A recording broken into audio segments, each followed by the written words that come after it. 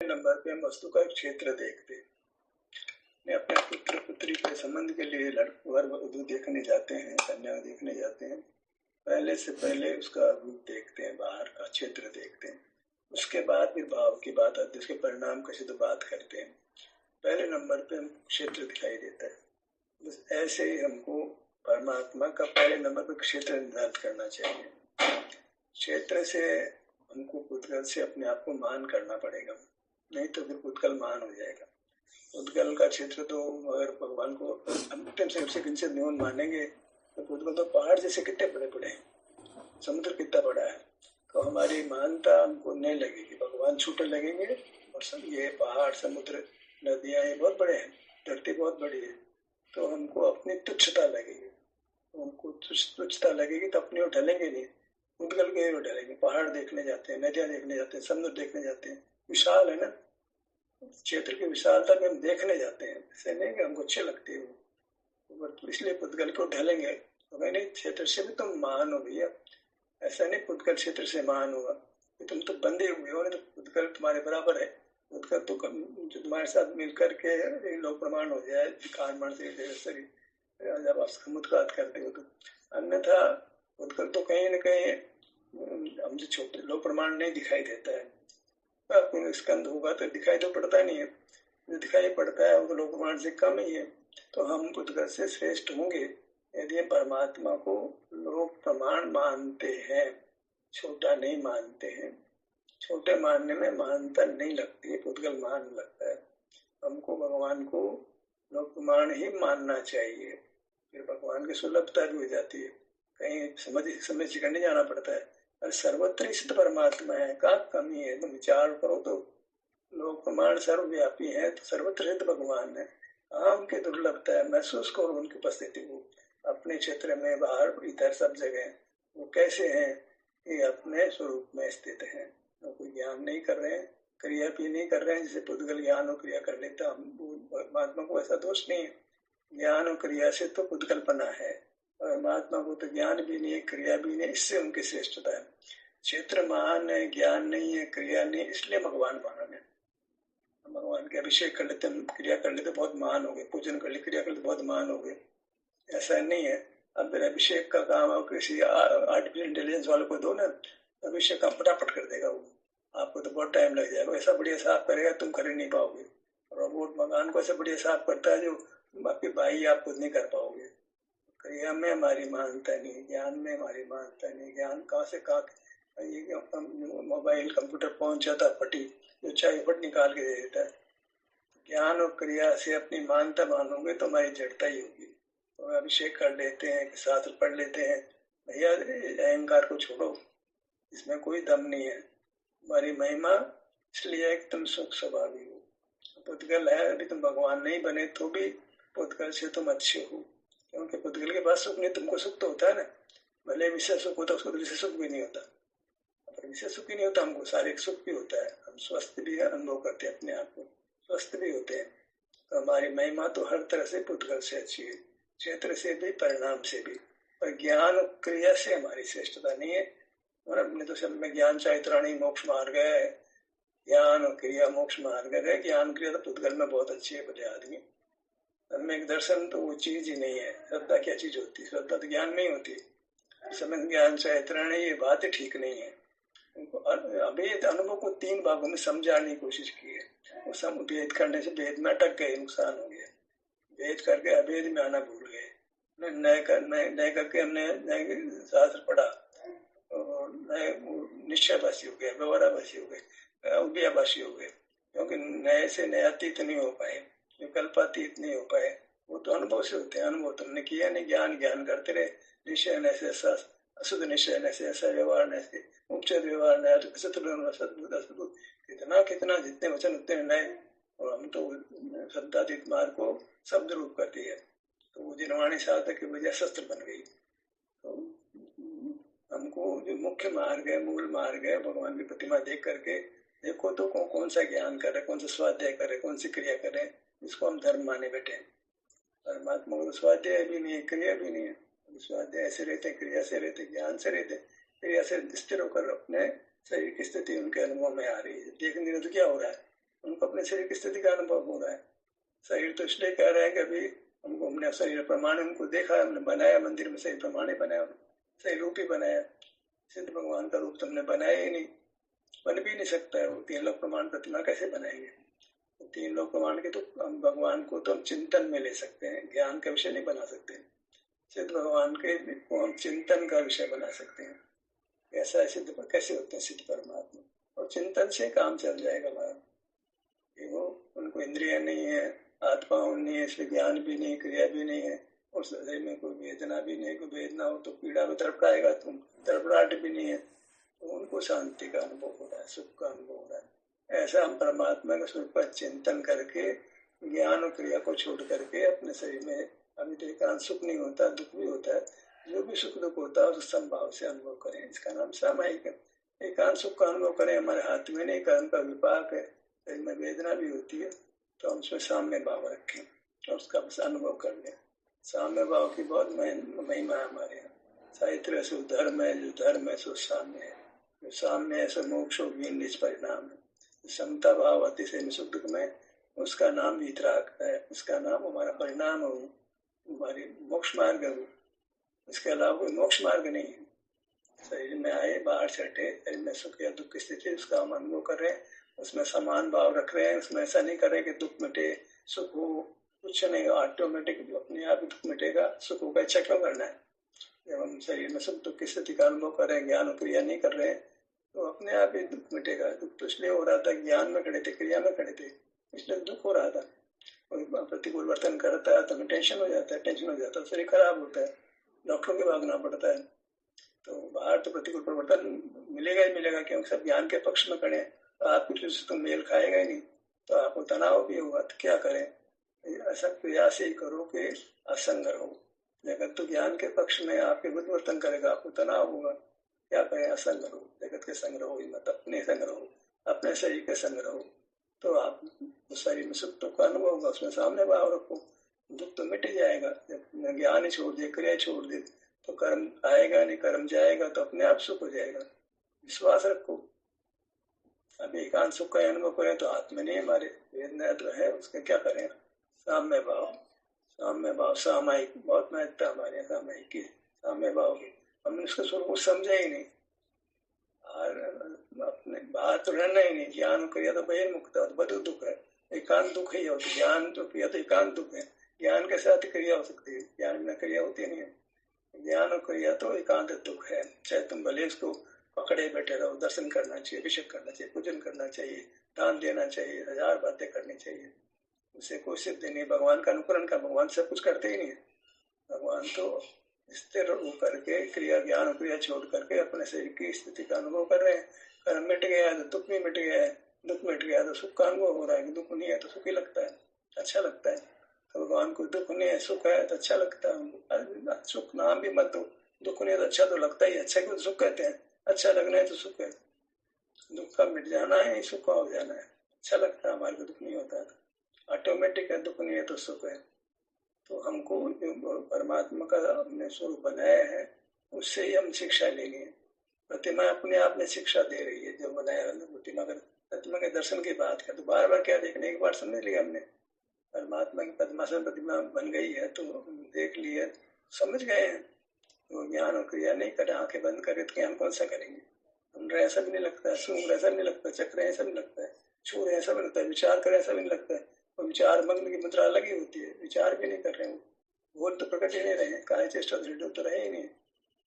सारे अशुद्ध प्राणों का अभाव, ज्ञान और क्रिया ही अशुद्ध प्राण है, दोनों ही नहीं। श्वास आए जैसा भी नहीं लगता है।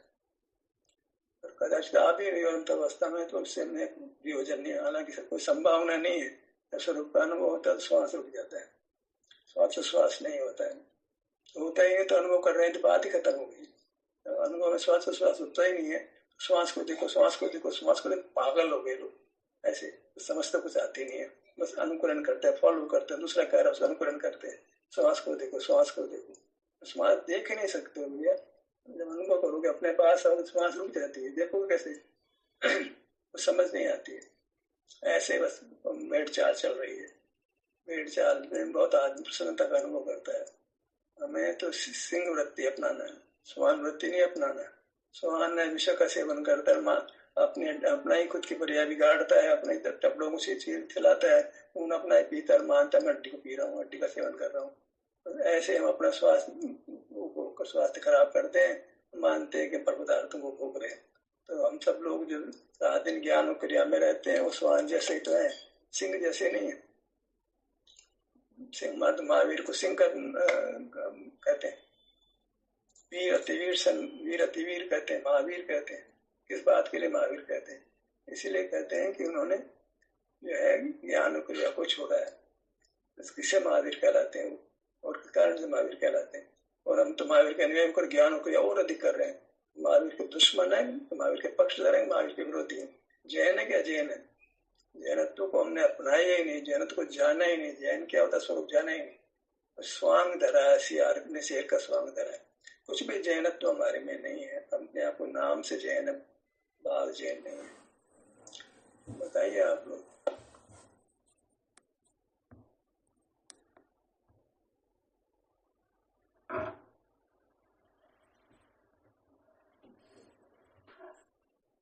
तो हम कह रहे हैं कि हम बहिर्मुखी हैं, लगातार ही बहिर्मुख हैं। दूसरी तरफ कह रहे हैं लगातार हमें आत्मा का भी अनुभव हो रहा है, आबाल गोपाल को। तो दोनों बातें का सामंजस्य कैसे बैठे सर? लगातार बहिर्मुख गलत बात है। ज्ञान दर्शन इनकी क्रमिक प्रवृत्ति होती रहती। स्वभाव सर्वथा मिट नहीं सकता है। स्वभाव तो आता ही है, विवाह सर्वथा नहीं रह सकता है। विवाह मिटता है, स्वभाव प्रकट होता है। स्वभाव को पहचान नहीं पाते, तीसरी बात है। क्योंकि ज्ञान में अधिकता होने से ज्ञान में स्वभाव की पहचान नहीं हो सकती। ज्ञान की बहुलता ही नाश करती है। तो कहते हैं प्रायश्चित बहुलता से चित्त माने अनुभव करो। मार्ग ऐसे बनता है। ज्ञान की प्रवृत्ति तो होगी, पर क्या करें? बहुलता से अनुभव करो। चेतो जाग, चेतो में अनुभव करो। ज्ञान करना नहीं है। चेतना का ज्ञान दर्शन दोनों कर लेते हैं। चेतना का ज्ञान नहीं है, चेतना का दर्शन अनुभव संवेदन है। चेतना चिन्मय सब जितने भी है ना वो चेत, ये संवेदन के अर्थ में लेना चाहिए, अनुभव के अर्थ में लेना चाहिए। अनुभव तो होता है सबको, शरीर में आराम वेदना की स्थिति का अनुभव तो होता है, बस इसी बात है। पर ज्यादा करते क्या है? ज्ञान क्रियान नहीं करें तो अपने आप सुख दुख का अनुभव होने वाला है। करना मिट जाए, बस ज्ञान भी करने रूप कर्ता भाव मिट जाए। कर्ता कर्म अधिकार उसमें तय पर को नहीं करता, अपने परिणाम को भी नहीं करता। पहले आदमी अपने आप स्वयं परिणमता है, द्रव्य परिणाम का स्वरूप से ही परिणमता है। उसमें करने का विकल्प नहीं है उसको। अर्थ परिणमता इसलिए करता है, यह परिणमति से करता। परिणमन करता है वही कर्तापना है। बुद्धिपूर्वक करना कुछ नहीं है। कर्तापना है पर बुद्धिपूर्वक नहीं, ज्ञान पूर्वक कर्तापना नहीं। ज्ञान के अभाव रूप कर्तापना है हमारे पास।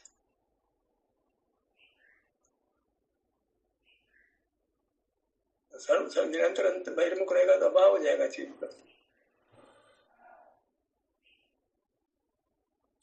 अगर ये बात मानते हैं हम कि बाहर में भी रहता है और अंदर का अनुभव भी उसको होता है, वो ये नहीं मानता कि ये अनुभव जो है ये सुख दुख का अनुभव है, मोक्ष मार्ग है, ये मानता नहीं हो, लेकिन सुख दुख तो अनुभवता है और उसको छोड़कर ज्ञान भी करता है, ज्ञान को छोड़कर अनुभव भी करता है। ये तो होती रहती है सभी संसारी जीवों को। तो फिर वो आत्मा अनुभव में सदाकाल आ रहा है, उसका क्या हुआ? नहीं, वो लब्धि रूप से कहा जा रहा है। मेरे को बोला नहीं है, मैं लब्धि में बात पड़ी है, रेस्टोर कर सकता है वो। ये मैं मतलब ये बात, इसको मेमोरी बोलते हैं। मेमोरी का मतलब प्रकट पर्याय में नहीं, उसको रेस्टोर कर सकता है, ला सकता है वो, ये मैं हूँ। उसके लिए उसका अलग से श्रम नहीं करना पड़ता है। वो बात उसके भीतर ऐसे गहरे गहरे पड़ी हुई है कि मैं हूँ। इसका नाम है निरंतर। गहरे गहरे पड़ी, इसको हटा ही नहीं सकता वो। ये मैं हूँ, इस बोध को जब चाहे तब बिना एक सेकंड का निकले उसको बयान कर ले सकता है उसके, क्योंकि वो भीतर पड़ी है वो चीज। ये मतलब है निरंतर अनुभव में आ रहा है। निरंतर जब चाहे तब उसको रेस्टोर कर सकता है, उसको ख्याल में आ जाएंगे मैं हूँ। ऐसे बाहर जानते हुए तो कहाँ अनुभव में आ रहा है, पर उसको कभी भी उसको दर्शन हो करके दर्शन हो जाएगा। उसको ज्ञान के दर्शन मिटा नहीं है। दर्शन पड़ा है गर्भ के अंदर, वैसे तो वो गर्भ में ही पड़ा है, एक व्यक्त नहीं है। बस स्वभाव तो पड़ा है, व्यक्त नहीं है। वो व्यक्त हो जाता है ज्ञान के छोड़ते, दर्शन तो व्यक्त हो जाता है। ज्ञान के निरोध मात्र से दर्शन व्यक्त हो जाता है। दर्शन माने ये मैं ऐसा अनुभव उसको हो जाता है, अनुभव में उसको हो जाता है, शरीर में सुख दुख स्थिति है उसको अनुभव हो जाता है उसको, क्योंकि स्वभाव कहीं जाता नहीं है, स्वभाव व्यक्त नहीं है, अव्यक्त तो रहता है। अव्यक्त स्वभाव क्षेत्र है तो भाववान है ना, भाव तो है पर्याय में नहीं है, भाव तो क्षेत्र में भी लागू पड़ता है। तो सुख स्वभाव तो रहा उसके क्षेत्र में, कभी गया ही नहीं है, बस उसकी अभिव्यक्ति ज्ञान से रुकी है, तो ज्ञान मिटती है तो प्रकट हो जाता है। निरंतरता स्वभाव के रूप में है, व्यक्तता के रूप में नहीं है। सुख स्वभाव तो निरंतर ही है, दर्शन तो निरंतर सुख स्वभाव रूप से रहा है, व्यक्त रूप से नहीं रहा। स्वभाव से रूप से रहने को निरंतर कह रहे हैं।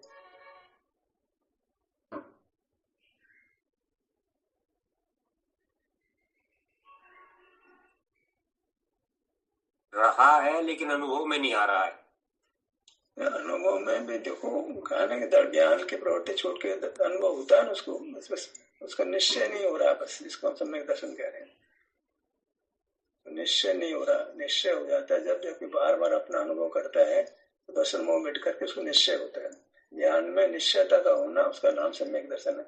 अलग से श्रद्धा नाम की कोई चीज नहीं है, उसको ज्ञान के अलावा कोई जीव में है ही नहीं। योग खड़ा होता है, क्रिया होती है, किसी चीज की स्थिति बनती है। ज्ञान सुख क्रिया के अलावा जीव में कुछ नहीं है। सुख का प्रतिपक्ष दुख है, क्रिया का प्रतिपक्ष स्थिरता है, ये चीजें जीव में, और क्या होगा जीव में।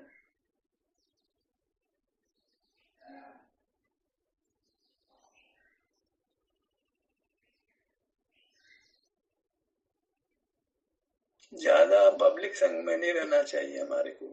चाय से बात करने लगते हैं, जो मिल जाए उससे बात करने लग जाते हैं, अच्छा नहीं, ये सब ज्ञान के पक्ष में खड़े हैं, तुम्हारा जो है तुम्हारे जीवन को खराब करेंगे, तो ज्यादा आगे से बात मत करो, प्रयोजन बपुरताई पर से बात करो, नहीं मौन ही रहो, अच्छा है। बाहर से मौन रहो तो अंदर का मौन भी फलेगा।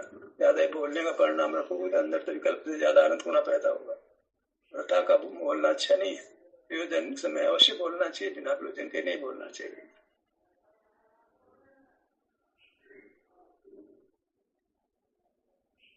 जैसे अंग्रेज लोग होते हैं ना, जो मिला उसे गुड मॉर्निंग गुड इवनिंग करते रहते हैं, अपना ऐसा स्वरूप नहीं है भैया।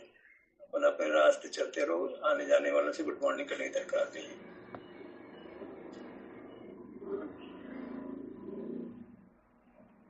एकदम अंदर जगत की होती है, कोई मत के ऐसे बगड़ दे के निकल जाओ, परिचित भी हो तो भी दिखने में नहीं, अपना अपना काम करते हुए निकल जाओ ना रास्ते से। सारी दुनिया देखते हुए काहे चलते हो भैया, सड़क देख लो तब आगे के 4-5 कदम जितने भी जीव नहीं मरे, इससे ज्यादा क्यों देखना है उधर।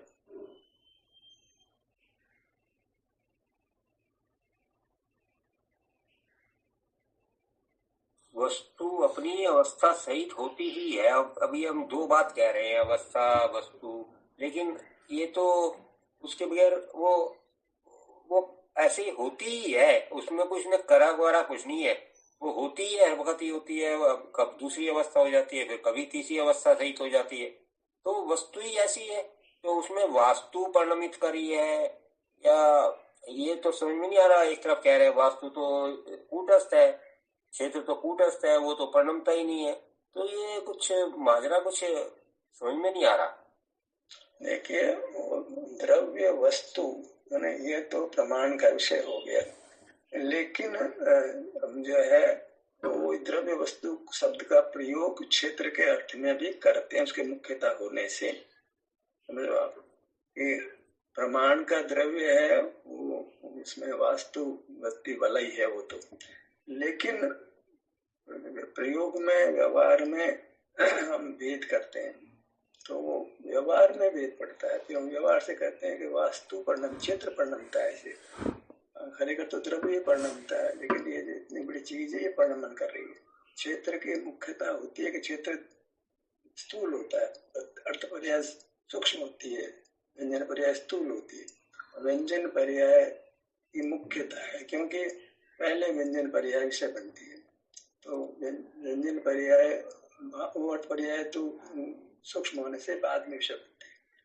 तो हालांकि अनुभव में अपना विस्तार वृत्ति दोनों अनुभव में आता है, लेकिन फिर भी स्थूल और सूक्ष्म का फर्क है। विस्तार स्थूल होता है, वृत्ति सूक्ष्म होती है, अर्थ पर्याय सूक्ष्म होती है, व्यंजन पर्याय स्थूल होती है। तो सारा व्यवहार जो होता है ना व्यंजन पर्याय की ओर से होता है। द्रव्य दृष्टि तो प्रमाण के द्रव्य की बात ही नहीं है, क्षेत्र की ओर देखो, अपने विस्तार की ओर मुख करो। ऐसे कौन जाने, वास्तु को चर्चा ही नहीं आई।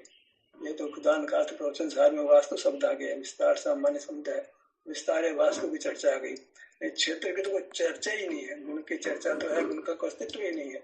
पर्याय का अस्तित्व है, विस्तार का अस्तित्व है, गुण का तो कोई अस्तित्व ही नहीं है।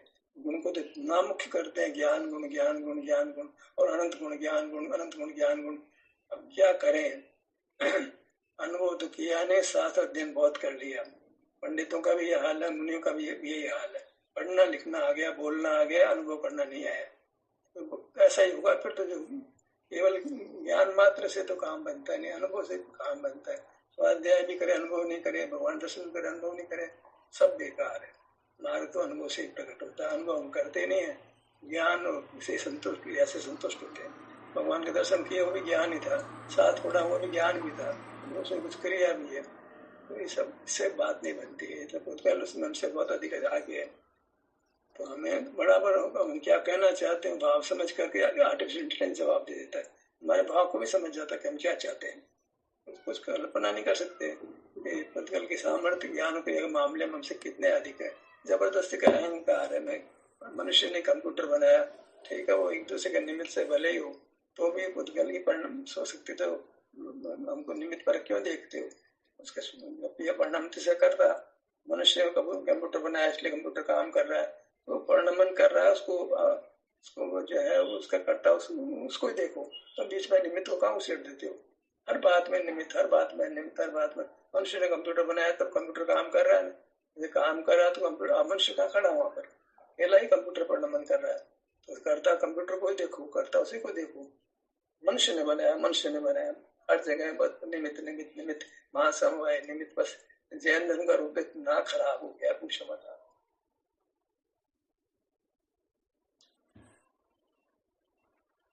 क्या स्वाध्याय करो, कैसा स्वाध्याय करो जब सारा प्रतिपादन पंडित लोग मुनि लोग गलत कर रहे हैं?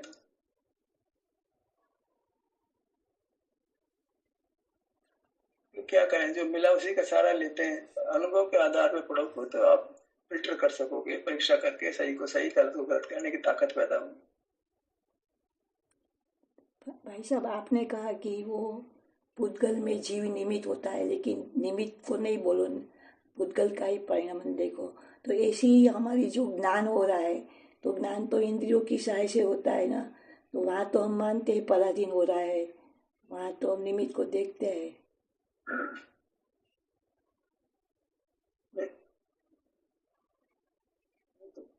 निमित्त से नहीं हो रहा, हम ही कर रहे हैं, इसमें तो कोई तकलीफ ही नहीं है। हम ही कर रहे हैं लेकिन गलत कर रहे हैं। हम निमित्त नहीं देख रहे, हम ज्ञान कर रहे हैं, सो पराधीनता से करके सब बुरा बताएं भले से, और ज्ञान को हम ही कर रहे हैं और उसका वो दुख रूप हो रहा है। बस इतनी सी बात। निमित्त के कारण से ज्ञान हो रहा है, तो ज्ञान के दोष बताने के लिए हम कह रहे हैं। पराधीनता से उसको हम छोड़ने की बात कर रहे हैं। और ज्ञान को करता तो अकेला जीव, दो तरफ मिलकर ज्ञान नहीं करते हैं। पुद्गल का ज्ञान हम कर रहे हैं तो हम हमारी ताकत से कर रहे हैं, हम ही हमारा ही कार्य है वो, दूसरे का कार्य नहीं, बिल्कुल कार्य नहीं है। इंद्रियों का कार्य उसमें बिल्कुल नहीं है। इंद्रिया प्रतिबिंब पढ़ रहा हूँ, इंद्रियों का कार्य है, हमारे में ज्ञान हमारा कार्य है। दो द्रव्य मिलकर एक पर्याय नहीं होती है, एक हर द्रव्य अकेला ही परिणमता है। विभाव रूप से, स्वभाव रूप से दोनों में अकेला ही परिणमता है। जैसे पुद्गल में लागू किया हमने, ऐसे जीव में भी लागू करना चाहिए। सिद्धांत सब जगह लागू करता है। बरोबर बरोबर। हमें हमारा भाग ही एक्टिव होता है, जो भी बाद में जुड़ता है तो काम तो हम ही करते हैं। हम ही करते हैं, उसमें दूसरे को देखोगे तो मिटा ही नहीं पाओगे उसको। बरोबर। मैंने गलत किया तो मैं मिटा सकता हूँ उसको। हाँ, वही हमें बंद करना है। वो अपनी स्वास्थ्य की स्थिति का अनुभव करेंगे, तभी हम बाहर का काम नहीं करेंगे। सुख का अनुभव भी हमको अच्छा लगता है अपने पास आने में, तो काम करो ना भैया। बाहर आने में तकलीफ होती है, काम क्यों करते हो आप? ये तो इतना विवेक तो हमको हो सकता है ना। ये हम दुख सुख वाले हैं तो दुख को पहचान सकते हैं, दुख क्यों हो रहा है पहचान सकते हैं। सुख हमको होता है, सुख क्यों हो रहा है पहचान सकते हैं। अपने में आने में अच्छा लगता है तो ये मार्ग है, बाहर जाने में दुख लगता है ये मार्ग नहीं है। ऐसा निर्णय हम कर सकते हैं। ऐसा अभी हमको सच्चाई जैसी स्थिति अनादि से, मतलब आगे बढ़ते बढ़ते हमको इतना ज्ञान विकसित हो गया है कि हमको सच्ची समझ हो सकती है। बरोबर भाई साहब, समझ में आया।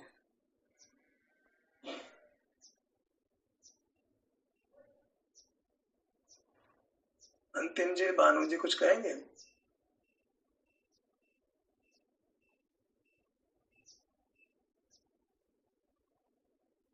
पहले ये जो ज्ञान की बात पर कर रहे हैं, ये ज्ञान जब बाहर जाता है और उसको भीतर करने के लिए कहते हैं पर कि बहिर्मुखता छोड़िए। जब बहिर्मुखता छूटती है तो उसी ज्ञान का नाम दर्शन हो जाता है, संवेदन, या समय भीतर छुपा हुआ अलग काम करता है? नाम तो पर्यायों को एक नाम कैसे दे सकते हैं? वो पहले पर्याय ज्ञान के पर्याय का था, अभी दूसरे पर्याय वो पर्याय का तो वह हो गया, दूसरे पर्याय का उसको दर्शन कहते हैं।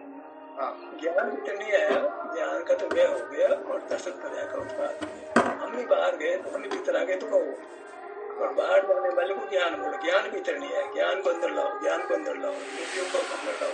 तो उपयोग तो दो प्रकार के हैं, किसको अंदर लाए? अपने को अंदर लाए। तो जब अपने को अंदर लाए अपन, दर्शन चालू हो गया, तो वो ज्ञान की स्थिति क्या बनी? फिर क्या बनती है? ज्ञान का बने दो पर एक साथ नहीं होते ना। ज्ञान का वह हो गया, दर्शन का उत्पाद हो गया। दर्शन ज्ञान साथ में होते ना।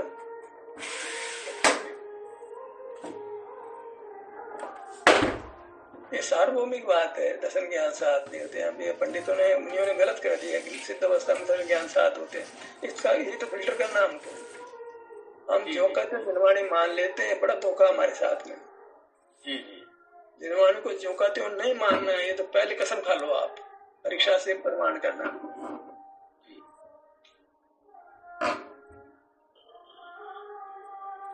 ठीक है भाई। भगवान ने तो कहा नहीं, शुद्ध केवली ने कहा, तो शुद्ध केवली ने लिपिबद्ध नहीं किया। लिपिबद्ध तो बहुत बाद में हुआ, इतना तो कितना ही काल व्यतीत हो गया, कितने लोगों से बात में गुजर चुकी है, तो उसमें जो है शुद्धि आ गई है। तो जहाँ परीक्षा करने की जरूरत तो है। हम खेत से वो चीज लाए, मैं किसान से कोई चीज लाए, बीच में रास्ते में कितनी चीजें मिल सकती है, खराब हो सकती है, तो घर में आकर के धो करके खाते हैं, ऐसे खा लेते हैं हम।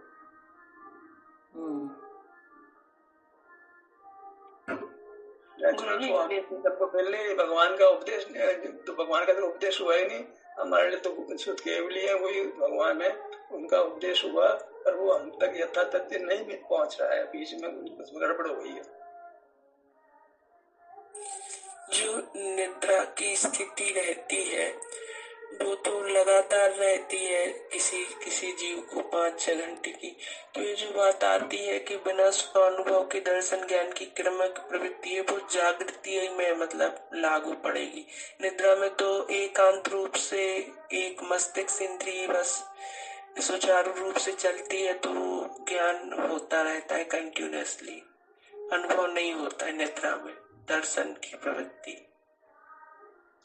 निद्रा में दर्शनावली कर्म का सर्वगाती प्रकृति का होता है, दर्शन नहीं होता है, तो आगम से मैच करती है बात। निद्रा आदि की 5 प्रकृतियां सर्वगाती प्रकृति हैं, उस संवेदन को पूरा पूरा रोकती है। तो निद्रा को जीतना चाहिए। निद्रा में कर्म होता नहीं तो कर्म क्षय कर नहीं सकते हैं। फिर भी जो हम ज्ञान क्रिया कर रहे हैं वो नहीं होती है, तो हमको आराम मिलता है। तो ज्ञान क्रिया तो खराब हो ही गई ना। जाग करके ज्ञान क्रिया हो तो पक्का खराब हो गई। चाहे भगवान के दर्शन करो, पूजन करो, चाहे वो कुछ स्वाध्याय करो, वो खराब तो पक्का ही हो गया। क्योंकि उसमें हम थकते हैं, निद्रा में जाते हैं, जड़ समान हो जाते हैं। तो ये तो बात हो गई कि जितना हम स्वाध्याय कर रहे हैं, दर्शन पूजन कर रहे हैं, उसकी निंदा तो पक्की है। अब भले तुम छोड़ना मत चाहो, छोड़ना मत छोड़ो, दर्शन रोज ही करो, रोज स्वाध्याय का, सुबह रोटी मत खाओ, तुम्हारी मर्जी है। हमारे पिताजी ने तो ये पढ़ाया था हमको, बेटा दर्शन करना, स्वाध्याय करना, फिर रोटी खाना। देश तो ऐसा ही रहता है। नहीं, निद्रा में क्रिया तो नहीं होती, लेकिन ज्ञान तो होता है और कसाय भी होती रहती है। ज्ञान होता करने रूप नहीं है, ऑटोमेटिक है। इंद्रिय ज्ञान करने रूप, श्रुत ज्ञान की प्रवृत्ति समझे वहां पर। ठीक है भाई साहब, आराम।